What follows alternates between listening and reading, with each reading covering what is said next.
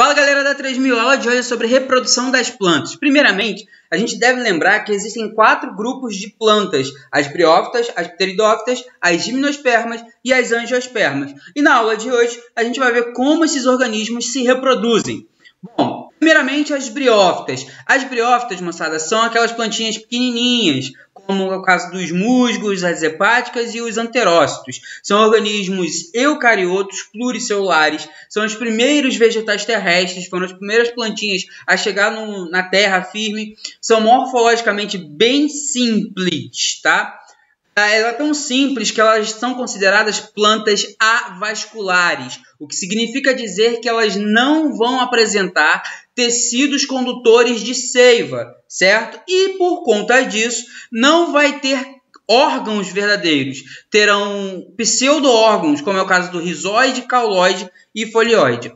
Algo que a gente sempre deve levar em consideração quando se fala de reprodução de plantas é que as plantas elas apresentam um ciclo de vida chamado haplodiplobionte, também chamado de alternância de geração. Vai ser uma fase chamada gametófito e a outra fase da vida dessa espécie vai ser o esporófito. Tudo bem? E aí vamos lá. O gametófito vai ser aquele cara que sempre vai se reproduzir por gameta e que na maioria dos casos é a fase de vida curta, mas no caso da briófita, isso é o contrário, tudo bem? Show? Vai ser a fase de vida longa. Por quê? Porque a briófita, moçada, ela é extremamente simples, ela é um organismo muito primitivo ainda. Então a gente tem aqui, quando a gente olha um musgo, com certeza a gente está vendo o gametófito. O esporófito é tipo essa anteninha que se forma acima do gametófito e que dura muito pouco. O esporófito é o cara que vai se reproduzir por esporos, por isso o nome esporófito, e ele sempre vai ser diploide, diferente do gametófito. O gametófito sempre vai ser haploide. No caso das briófitas, a reprodução ela vai depender muito da água, porque o gameta masculino tem que nadar até o gameta feminino. O gameta masculino é chamado de anterozoide, o gameta feminino chamado de oosfera, não é espermatozoide e não é óvulo aqui, tudo bem? Bom, olha esse ciclo de vida aqui. Aqui eu tenho um indivíduo adulto, ó, 2 indivíduos adultos, certo? Um gametófito masculino e um gametófito feminino. Acontece que o gametófito masculino vai liberar o seu gameta na água, o anterozoide. O anterozoide, ou também chamado de anterídeo, vai nadar até o gametófito feminino, beleza? Vai haver fecundação, só que esse embrião, molecada, ele não vai ser liberado na natureza, não vai. Ele vai crescer ali mesmo, em cima do próprio gametófito, formando o esporófito. O esporófito cresce, se desenvolve, amadurece, forma os seus esporos dentro da cápsula.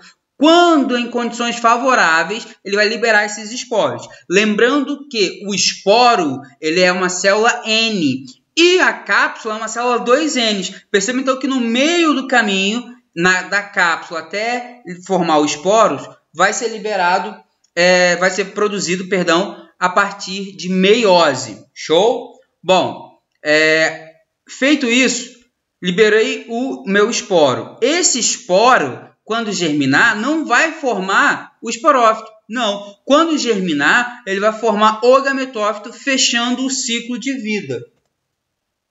Já as pteridófitas. As pteridófitas, moçada, são plantas vasculares sem semente. Foi a primeira que passou a apresentar xilema e floema. São dependentes da água também para a sua reprodução, porque o gameta masculino vai ter que nadar. Não tem flores, não tem frutos, mas vão apresentar já órgãos verdadeiros. Nesse caso aqui, o esporófito ele já é dominante. Lembra que vai haver aquela inversão? O único esporófito que vai ser de vida curta é lá nas briófitas. Ó, uma estrutura extremamente importante nas pteridófitas são essas bolinhas aqui embaixo da folha, chamada de soro. Bom, como que vai funcionar isso daqui? A gente tem uma planta adulta, certo? Essa planta adulta, na fase de reprodução, esse esporófito aqui, na fase de reprodução, vai produzir esses soros, essas bolinhas que ficam aqui embaixo, ó, essas bolinhas. Dentro dessas bolinhas acontecerão as meioses, formando os esporos. Em condições favoráveis, esses esporos são liberados, vai germinar no prótalo, que é o gametófito, certo? Uma estrutura N só. Esse gametófito é em formatinho de coração. Eu terei aqui a estrutura masculina e feminina, é uma estrutura hermafrodita essa daqui.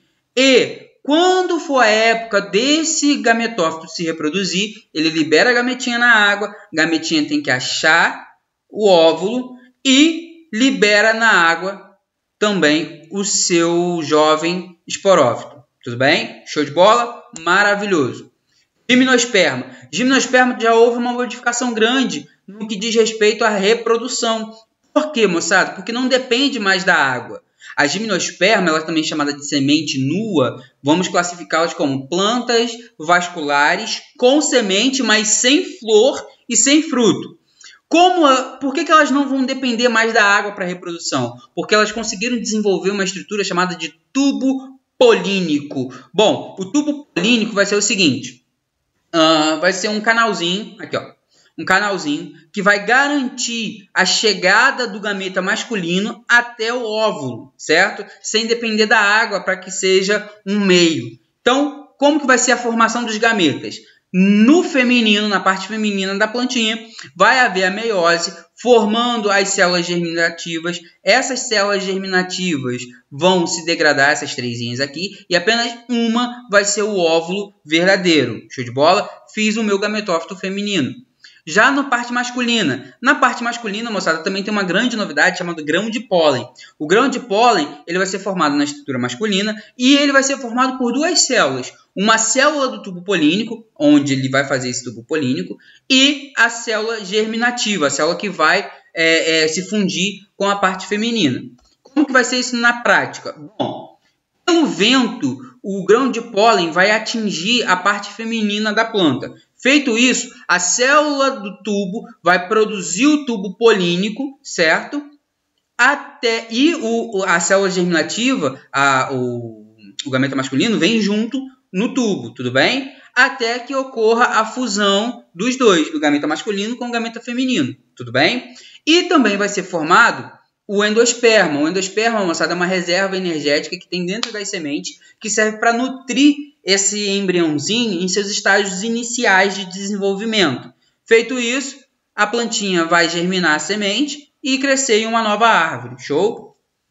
Nas angiospermas. As angiospermas são plantas vasculares, com sementes, com flores e com frutos. Ela é a top de linha, ela tem todas as suas estruturas. Só que uma característica peculiar que difere na reprodução da gimnosperma é o fato da fecundação dupla. Como assim? Bom, o grão de pólen vai ser muito parecido, eu vou ter a célula geradora e vou ter a célula do tubo. Perceba, antes a gente tinha o gameta masculino e a célula do tubo. Aqui eu tenho célula do tubo e a célula geradora. Já já a gente chega neles.